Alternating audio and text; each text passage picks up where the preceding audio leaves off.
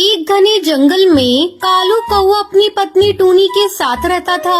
वो समोसे बेचकर अपने परिवार का खर्च चलाता था। जंगल के पक्षी कालू कौवे के ठेले से समोसे खरीदकर मजे से खाते थे। कालू कौवे के समोसे की बिक्री देखकर टुनटुनी चिड़िया उससे जलने लगी और एक दिन उसने भी अपने समोसे का ठेला कालू कौवे के ठेले के सामने लगा दिया।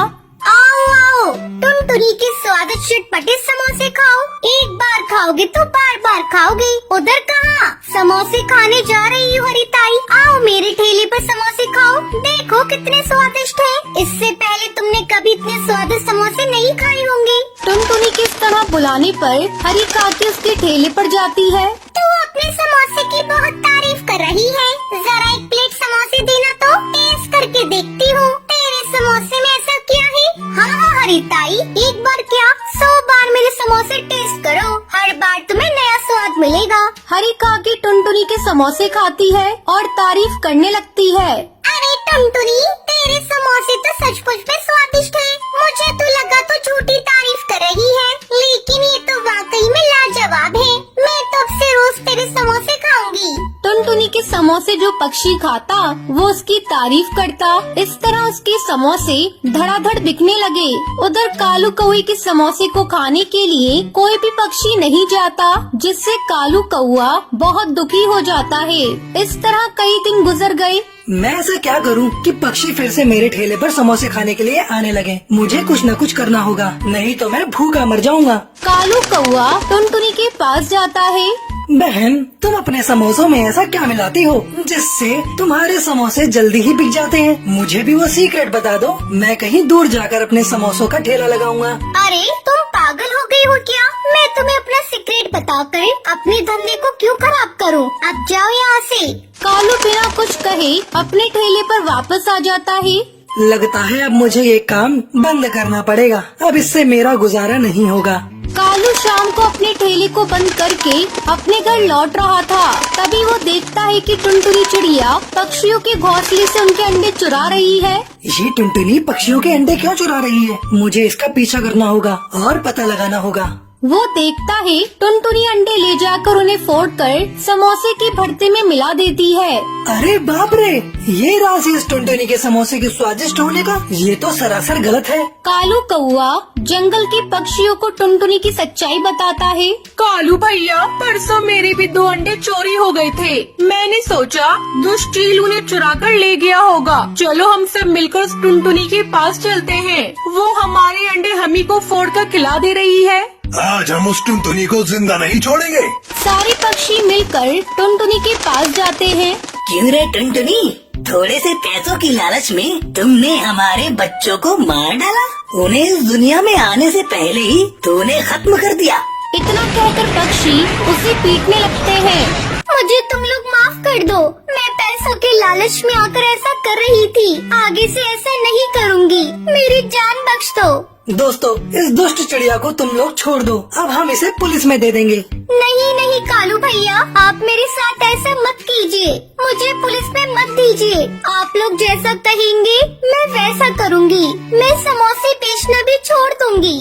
कालू कौवा टुनटुनी की बात मानकर उसे छोड़ देता है। फिर सभी पक्षी अपने अपने घर चले जाते हैं। कालू कौवा घर जाकर अपनी पत्नी को सारी बात बताता है। मैं तो ऐसा कभी सोच भी नहीं सकती थी कि ये टुनटुनी ऐसा कुछ करेगी। उसने जरा भी नहीं सोचा अगर उसके बच्चे के साथ कोई ऐसा करता तो उसे कैसा लगता। खैर छोड़ो, चलो तुम खा पी कर सो जाओ। अगले दिन से कालू कौवे के ठेले पर समोसे खाने के लिए पक्षियों की भीड़ लगनी शुरू हो जाती है। फिर सभी पक्षी खुशी खुशी रहने लगते हैं। शिकंजी ले लो शिकंजी, नींबू सोडा से बनी शिकंजी। शिकंजी ले लो शिकंजी, नींबू सोडा से बनी शिकंजी। सुंदरवन के जंगल में बंटी कबूतर अपनी पत्नी टुनटुनी चिड़िया के साथ रहता था। उसकी एक बेटी थी जिसका नाम लूसी कबूतरी था। बंटी कबूतर एक किसान था। एक बार गांव के जंगल में बहुत बड़ा सूखा पड़ गया था, जिससे बंटी कबूतर के खेत में कोई भी अनाज की फसल नहीं आई थी। दोनों पति पत्नी मजदूरी करके अपना पेट पाल रहे थे। सूखा पड़ जाने के कारण जंगल में अब उन्हें कोई भी काम नहीं मिल रहा था। एक दिन थका हारा बंटी कबूतर घर लौटता है। तब टुनटुनी चिड़िया उससे पूछती है, क्यों जी, आज भी आपको कोई काम नहीं मिला? नहीं टुनटुनी चिड़िया, बहुत कोशिश की लेकिन कोई काम नहीं मिला। समझ नहीं आ रहा है ऐसे कितने दिन तक चलेगा। ठीक है जी, आप आराम करो, मैं आपके लिए नींबू की शिकंजी बना कर लाती हूँ। टुनटुनी चिड़िया शिकंजी बनाकर बंटी कबूतर को देती है। ये लो जी, नींबू की शिकंजी। अब घर में थोड़े से ही नींबू बचे हैं, अगर कोई काम नहीं मिला तो भूखे मरने की नौबत आ जाएगी। बंटी कबूतर नींबू की शिकंजी पीने लगता है। सुनते हो जी, मैं क्या कहती हूँ, क्यों ना हम लोग शहर के जंगल चले, वहीं कोई काम धंधा करेंगे। अब गांव के जंगल में कुछ भी नहीं रखा। तुम्हें याद है ना, मेरी सुंदरी मौसी नदी के पार शहर वाले जंगल में रहती है। चलो हम लोग उन्हीं के पास चलते हैं। शहर के जंगल चलकर कोई काम धंधा ढूंढ लेंगे। अब तो अपनी बेटी लूसी कबूतरी भी बड़ी हो रही है, उसके लिए भी तो कुछ सोचना है। ऐसा सोचकर दोनों पति पत्नी अगले दिन शहर के जंगल जाते हैं। अचानक उनकी मौसी टुनटुनी चिड़िया को देखकर कहती है, अरे टुनटुनी बिटिया, यहाँ अचानक आना कैसे हुआ? गांव के जंगल में सब ठीक है ना? क्या बताऊं मौसी, गांव के जंगल में इस बार ऐसा सूखा पड़ा है कि सारा खेत ही सूख गया है। कोई भी अनाज नहीं उग रहा है। वहाँ हम लोग भूखे मर रहे थे, इसलिए यहाँ आए हैं। आपका भरोसा था, अब आप ही हमें कोई काम धंधा दिला दीजिए, आपकी बड़ी मेहरबानी होगी। अच्छा किया बिटिया, जो अपने परिवार के साथ यहाँ आ गई। अब तुझे चिंता करने की कोई जरूरत नहीं। अच्छा बिटिया, ये बता तू गांव के जंगल से मेरे लिए क्या लेकर आई है? मौसी, मैं कुछ नींबू लेकर आई हूँ। यही घर में थोड़े बहुत बचे थे। ऐसा करती हूँ मौसी, मैं सबके लिए नींबू की शिकंजी बना देती हूँ। गर्मी बहुत है, सभी एक एक गिलास पी लेंगे। हाँ हाँ बेटी, जल्दी बना, नींबू की शिकंजी पिए बहुत दिन हो गए। टुनटुनी चिड़िया शिकंजी बनाने लगती है। तभी सुंदरी कौवे की पड़ोसन बबली कबूतरी उसके घर आती है। अरे सुंदरी बहन, ये तुम्हारे यहाँ कौन आया है? बबली बहन, ये मेरी भांजी है। गांव के जंगल से शहर के जंगल आई है और अब यहीं काम धंधा करेगी। तभी टुनटुनी चिड़िया सभी को शिकंजी देती है। नींबू की शिकंजी पीकर बबली कबूतरी कहती है, अरे वाह, ये शिकंजी तो बहुत ही स्वादिष्ट है। किस चीज से बनी है? बबली बहन, ये नींबू और सोडे की शिकंजी है। शहर के जंगल में तो कहीं भी ऐसी शिकंजी नहीं मिलती। बबली कबूतरी की बात सुनकर टुनटुनी चिड़िया की मौसी कहती है, तू ऐसा कर टुनटुनी बेटी, एक शिकंजी का ठेला लगा ले। यहाँ किसी को ऐसी शिकंजी बनानी नहीं आती। देखना, तेरे ठेले पर सुबह से ही भीड़ लगनी शुरू हो जाएगी। टुनटुनी चिड़िया और बंटी कबूतर को ये बात पसंद आ जाती है। अगले दिन वो सुंदरी कौवी से थोड़ा उधार लेकर अपना ठेला लगाते हैं और नींबू की शिकंजी बेचने लगते हैं। शिकंजी ले लो शिकंजी, नींबू सोडा से बनी शिकंजी। शिकंजी ले लो शिकंजी, नींबू सोडा से बनी शिकंजी। टुनटुनी चिड़िया की आवाज सुनकर उसके ठेले पर हरी काकी आती है। अरे बहन जी, मुझे एक गिलास शिकंजी तो देना, देखूं इसका स्वाद कैसा है। टुनटुनी चिड़िया उसे शिकंजी देती है। नींबू की शिकंजी पीने के बाद हरी काकी उस शिकंजी की बहुत तारीफ करती है। धीरे धीरे टुनटुनी चिड़िया के ठेले पर पक्षियों की भीड़ बढ़ने लगती है और जल्दी उसकी सारी शिकंजी बिक जाती है। कुछ ही दिनों में टुनटुनी चिड़िया की अच्छी कमाई होने लगती है। फिर वो अपनी बेटी लूसी कबूतरी का दाखिला एक अच्छे स्कूल में करवा देती है। इस तरह समय गुजरने लगता है। टुनटुनी चिड़िया और बंटी कबूतर अपने लिए एक अच्छा सा घर बनवा लेते हैं। अब उन्हें किसी भी चीज की कमी नहीं थी। फिर सभी खुशी खुशी रहने लगते हैं।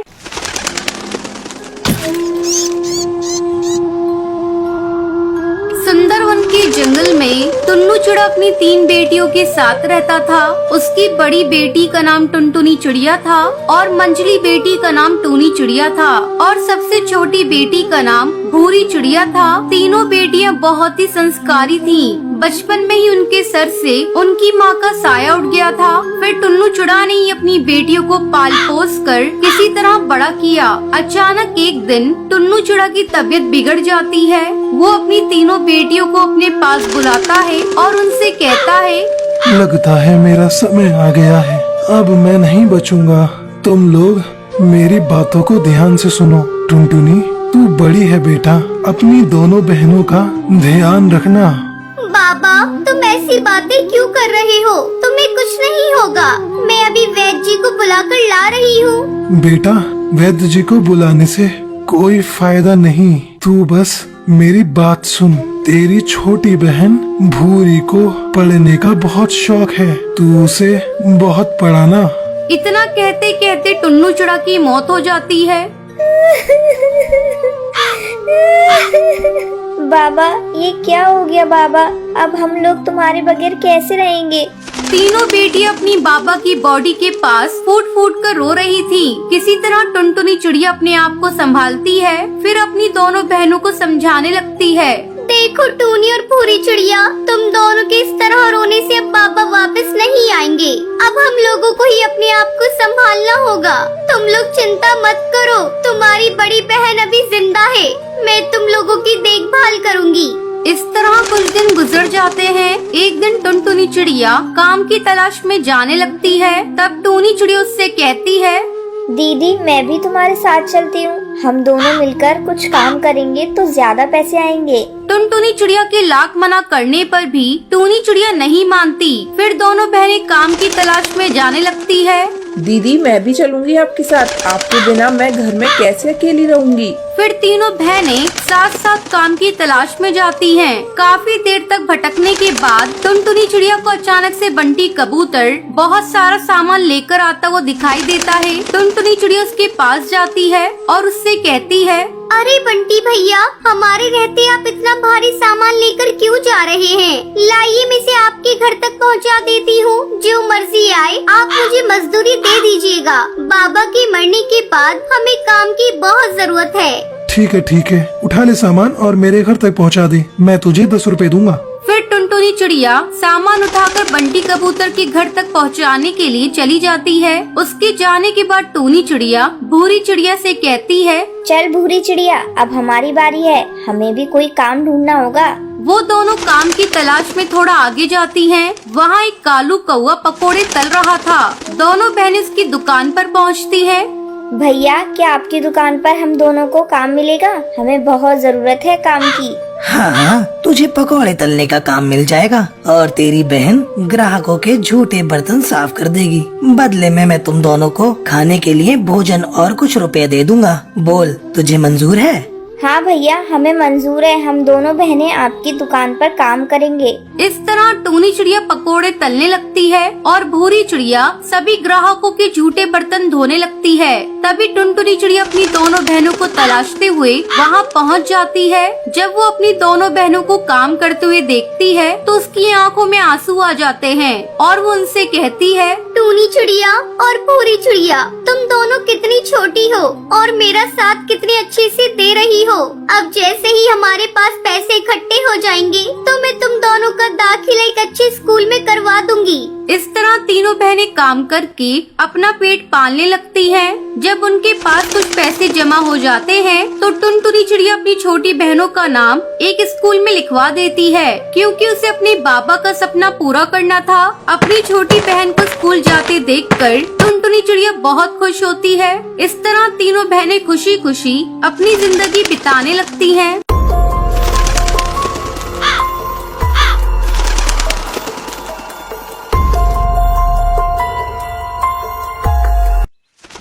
सुंदरवन जंगल में बंटी नाम का एक गरीब किसान रहा करता था। एक दिन उसकी पत्नी टुनटुनी उससे कहती है, देखो ना जी, अपनी तो एक ही बच्ची है रानी, लेकिन इसे भी हम लोग एक बेहतर जीवन नहीं दे सकते। पता नहीं हम लोगों की गरीबी कब दूर होगी और मैं अपनी बेटी को कब अच्छा पहनाऊंगी और खिलाऊंगी। लगता है ये मेरा सपना ही रह जाएगा। टुनटुनी, सोचा था इस बार फसल अच्छी होगी तो मैं पूरे परिवार के लिए अच्छे कपड़े लाऊंगा, लेकिन भगवान के आगे किसकी चली है। हर बार की तरह इस बार भी फसल अच्छी नहीं हुई। हाँ जी, फसल खराब हो गई और मेरी चिंता भी बढ़ गई। साहूकार अपने पैसे मांगने के लिए आएगा, तब हम लोग क्या करेंगे? वो तो हम लोगों के घोंसले को हड़प लेगा। पिछली बार बड़ी मुश्किल से अपने घोंसले को हम लोगों ने बचाया था, लेकिन लगता है इस बार हम लोग अपने घर को नहीं बचा पाएंगे। तू चिंता मत कर, ऊपर वाला जरूर कोई न कोई राह दिखाएगा। कुछ दिन इसी तरह गुजर जाते हैं। एक दिन दूसरे जंगल से एक व्यापारी अपनी पत्नी के साथ सुंदरवन जंगल आता है। उसकी मुलाकात बंटी से होती है। वो बंटी से कहता है, मैं एक बहुत बड़ा व्यापारी हूँ। मेरे पास बहुत सारा पैसा है, लेकिन मेरी कोई औलाद नहीं। मैं इस जंगल में एक बच्ची को गोद लेने आया हूँ, चाहे वो चिड़िया हो या चिड़ा। ये सब सुनकर बंटी सोचता है, क्यों ना मैं अपनी बच्ची को इन्हें गोद दे दूं। इसके बदले में मुझे ढेर सारे पैसे मिलेंगे, जिससे मैं साहूकार का कर्ज आसानी से चुका सकता हूँ। चलिए साहब मेरे घर, मैं अपनी बच्ची को आपको गोद देने के लिए तैयार हूँ। बंटी उनको लेकर अपने घर जाता है। वो टुनटुनी को एक कोने में ले जाकर कहता है, टुनटुनी, ये दंपत्ति हमारे जंगल में एक बच्चा गोद लेने आए हैं। क्यों ना हम इन्हें अपनी बच्ची रानी को गोद दे दें। बदले में वो लोग हमें बहुत सारे पैसे देंगे, जिससे साहूकार का सारा कर्ज उतर जाएगा। ये आप कैसी बातें कर रहे हैं जी? मैं कैसे अपनी बच्ची को किसी को गोद दे दूं? टुनटुनी, ज्यादा पागल मत बन, ऐसा मौका बार बार नहीं मिलेगा। तू तो माँ फिर बन सकती है। तू ये भी तो सोच, रानी की जिंदगी संवर जाएगी।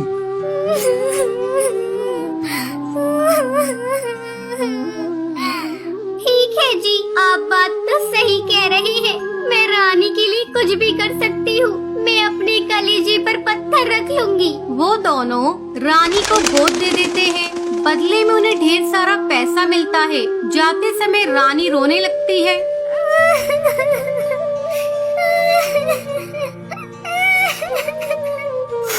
माँ, मैं कहीं नहीं जाऊंगी तुम्हें छोड़कर। मुझे मत भेजो माँ, मैं नहीं जाऊंगी।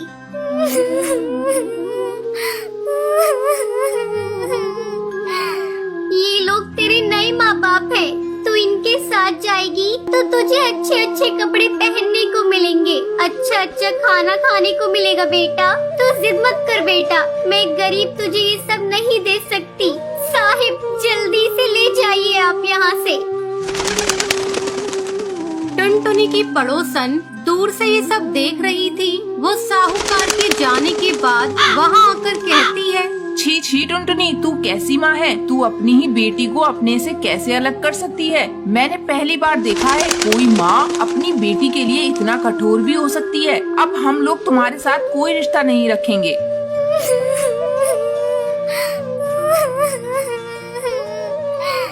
बहन, अगर तुम मेरी जगह होती तो तुम क्या करती? मैं तो अपनी बेटी को बेहतर भविष्य देना चाहती हूँ, इसलिए मैंने उसे गोद दे दिया और ये मेरी बेटी है। मैं अपनी बेटी के साथ कुछ भी करूँ। आपको बोलने का कोई अधिकार नहीं है। आप यहाँ से जा सकती है। टुनटुनी, मैं साहूकार का कर्ज चुकाकर अभी आता हूँ। किसी तरह टुनटुनी अपना जीवन अपनी बेटी रानी के बगैर बिताने लगती है। बच्चों, इस दुनिया में चाहे कितना भी कर्ज हो वो चुकाया जा सकता है, लेकिन माँ के प्यार और ममता के मोल को कभी भी नहीं चुकाया जा सकता है।